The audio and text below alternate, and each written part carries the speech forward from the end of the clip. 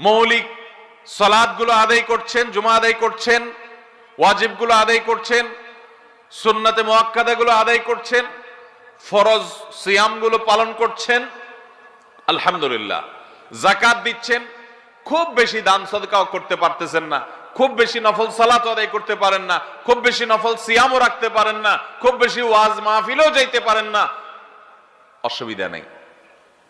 একটা প্রতিজ্ঞা করেন যে ঈমানটাকে বিশুদ্ধ করবার পর, শিরক এবং কুফর থেকে আকীদাটাকে সহিহ করবার পর আমি 5 ওয়াক্ত সালাত, রমজানের সিয়াম, হজ ফরজ হলে হজ, যাকাত ফরজ হলে যাকাতটা আদায় করব, আর আমি হারাম উপার্জন থেকে বেঁচে থাকবো। ইনশাআল্লাহ জান্নাতের পথ একেবারে সহজ। আমাদের দেশে মানুষ কি করে?